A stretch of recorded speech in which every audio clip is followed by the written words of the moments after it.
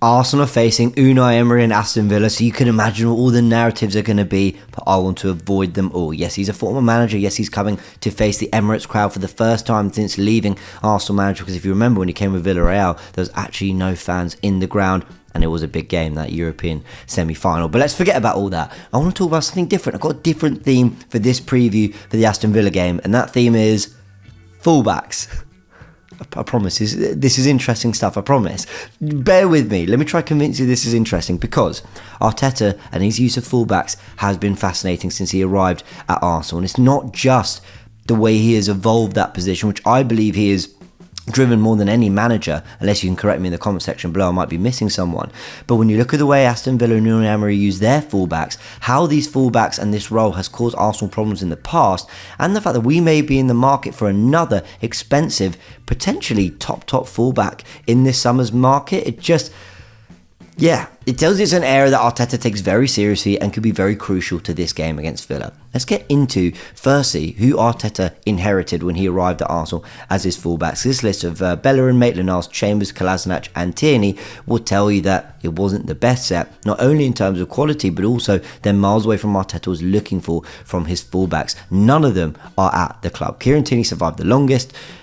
But yeah, he was very good. He was a very good player, Tierney. He just wasn't what Arteta needed. Since then, he's signed quite a lot of fullbacks, with Cedric, Tavares, Ben White, Tomiyasu, Zinchenko, Kivior and Timber arriving in that order. What's interesting is he actually started by signing on a free and for £7 million, two fullbacks that are more marauding outer fullbacks who like to go on the outside, provide width, and actually every other player has really come in as a fullback, a central midfielder, a centre-back, whatever position they predominantly played, and used at fullback because they can operate central area as well. So it's interesting how Arteta in his last 5 signings has actually looked more towards that style of fullback.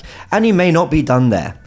Arteta may not be done, right? He might want more, because Arsenal have been linked with Ousmane Diomande of Sporting. Now, the first links I saw were actually from Jordan Davis. He was talking about Arsenal and their interest for Diomande going on. Before that, there were actually reports that were covered here by ZRAFC, news aggregator on Twitter, saying that Record in Portugal was saying that Arsenal wanted Diomande, and more recently, as covered here by AFTV, they were talking about Pedro Sepulveda's report that Arsenal lead the race for Gyökeres and Diomande. So Arsenal clearly are interested in Diomande. There's plenty of outlets saying it now, and it's worth keeping an eye on from this summer. Now, a lot of you will say, but he's a centre-back predominantly. Yes, and Transfermarkt confirms that he has played all his football as a senior footballer at centre-back, getting a few goals in there too. But when you look at Football Manager, you'll see that they have him as being able to play at fullback. So if there's a chance, Mikel Arteta will do it, people. If there is a chance to convert someone to fullback, I'm convinced he will make it happen, or at least use them in that role at some point. Fascinatingly enough, by the way, Football Manager's numbers, as you can see here, are actually pretty good. They have him out, they rank certain attributes out of 20, and quite a lot of them are 15 or above for things like passing, vision, strength, pace. But if you want to do more research on Diomande, you can trust Football Manager, which I certainly do, but you can also surf the web doing it using the amazing Surfshark. And I love using Surfshark VPN, people. You know what it is, right? It is the ability to surf the web from other locations in the world. Surfshark VPN allows you to do that, and I did it when I was away. Look at Maze, isn't she adorable? We were away, and I wanted to watch the England game, but I wanted to watch a particular broadcast coverage, and I was able to do that. You'll know what it does, but you might not know how simple it is to use as well. Because once you've downloaded the app and you sign up, you simply scroll to the location you want to surf the web from, and within seconds you're in, and you're able to do it that simply, genuinely. And the thing I really love about it as well is the app is incredibly useful, right? Because once you've found a location that you want to surf the web from, if you want to access that location again, it will remain there for you to access in the future. People, I think we live in a world where everything is so real time, right? Everyone is so connected more than ever, and I go on things like Twitter, and when I'm away in the summer watching Love Island during all summer, and yes, I do watch Love Island, people are talking about it, and I get the spoilers, and actually I want to just be able to keep up to date with everyone and enjoy my evenings watching Love Island. And you can do that with Surfshark VPN because you can access this content from abroad. But it's not just that way we're talking, it's back the other, because if I'm back home and I want to expand my content offering with all these streaming services I've got, I simply turn on Surfshark VPN, and a lot of content is available to me that wasn't available to me before by surfing the web through other countries. And that is what is really incredible about Surfshark, everyone. I really, really recommend it. if you go and hit the link in the description below, use code JamesB to access a further 3 months completely and utterly free to your subscription as well. I really recommend it. Surfshark just massively widens the content offering I've got and allows me to keep connected with the things that I love doing when I'm here in the UK, when I'm abroad as well. Go check out Surfshark VPN. Now back to the video and back to Mikel Arteta and his fascinating use of fullbacks, because what I've got here is a 4-3-3 and I want to just take you through the years of how this position has evolved for Mikel Arteta. Now the first thing he did was inherit Ainsley Maitland-Niles and Kieran Tierney, who he played in a Wembley FA Cup semi-final against Man City, but he used Kieran Tierney as a left centre-back and Ainsley Maitland-Niles as a left wing-back. That was out of possession defensively. With the ball though, we saw Ainsley Maitland-Niles move into central midfield and Kieran Tierney move to the left-back position, so that in possession we were more of a 4-3-3, which is what Arteta's wanted to build for many, many years. Now, if we just move it along, Ainsley Maitland-Niles loses his place in the team and Arteta the year after wants to move more to his typical 4-3-3 and Kieran Tierney, being one of our best players, stays in the team. However, the balance still wasn't right and he wants to prove that he can get to this longer term vision. So he moves the midfielder into that number 10 spot and Kieran Tierney starts to hug the touchline. Now that left midfield position was actually taken by Emil Smith-Rowe. He would tuck in to play near Ødegaard and Kieran Tierney was bombing up and down the left hand side. We saw it in the North London Derby 2-1 win. And actually what you're getting there is the 3-2-4-1 that Arteta has actually been recently playing. So clearly he's had this vision for a while, but we move on again. And this time Callum Chambers starts to win his place in the team. Hector Bellerin isn't playing as much. He's rotating that position, Cedric as well. And you, for the first time, are getting that centre-back at full-back that Arteta's done very recently. Then the team evolves further. Kieran Tierney and Callum Chambers are no longer needed. And we're looking to play with this 4-3-3, but Ben White comes in at centre-back. Now, to be fair, Kieran Tierney was still there playing a little bit, but this position's evolved because as Ben White stepped into midfield, at times from centre-back, he was given licence to really get forward and impact further forward from right-back. And he has pretty much held this position ever since. Zinchenko then comes the summer after. I know you're all thinking about Tomiyasu. He came before Zinchenko and certainly the year before Ben White. I hear it. We'll talk about Tomiyasu in a second. But with Zinchenko coming into the team, Arsenal then started to move to the 3-2-4-1 that we see so often. We saw it the other night against Bayern Munich as well, with White slotting in at right centre-back.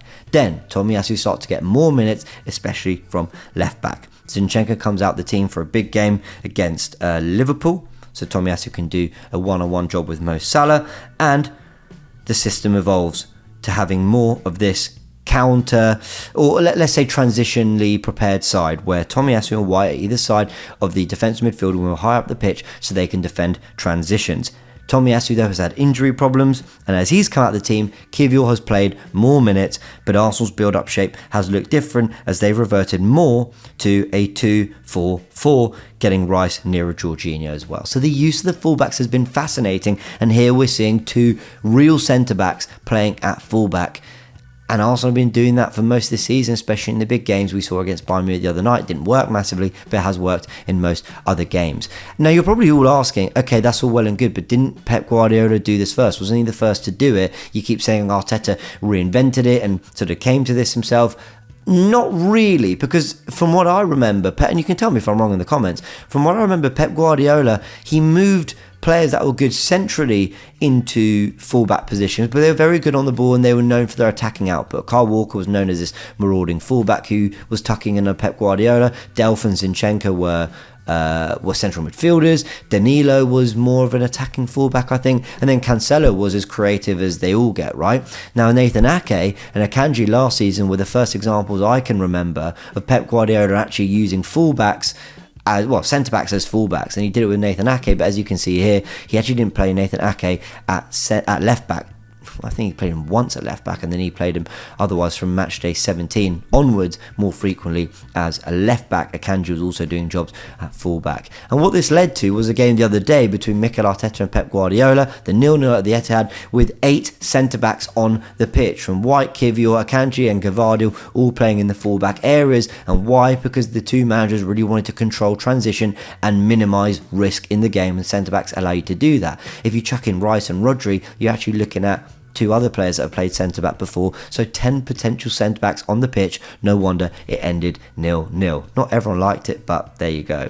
Now, it's all well and good talking about what we have done in terms of the fullbacks from an attacking perspective and what we've done to implement, this new version of fullbacks into our game, but the opposite of those fullbacks, the more marauding attacking fullbacks, have actually been a problem this season as well. We need to be aware of that for the Villa game. Because if you look at Arsenal's 6 domestic defeats this season, West Ham, Newcastle, Villa, Fulham away, and then twice at home against West Ham and Liverpool, all 6 of these matches have come up against teams that actually typically play with your old school marauding fullbacks. I mean, Emerson is supposedly West Ham's player of the season, or was one of them according to West Ham fans not long ago. Newcastle's best chance creator is Kieran Trippier. We know that Aston Villa like to get Cash and Digne up the pitch, and they provide attacking options for them because their wide players are more central. Liverpool, we know what Trent and Robertson and others can do. So actually, it's been against teams that play with the opposite style of fullback that have caused Arsenal problems. Now, I broke down what Unai Emery does with his fullbacks in this video here. Let me show you a little clip from it now. Now, what we've got here is McGinn on the ball, Cash getting high and wide, but you can see that Digne is very high and wide too. This is their kind of standard attacking shape. They're getting their lanes, their attacking lanes, by their wing backs as well. McGinn here, when he plays this ball, he rolls it into Cash. It's a brilliant ball.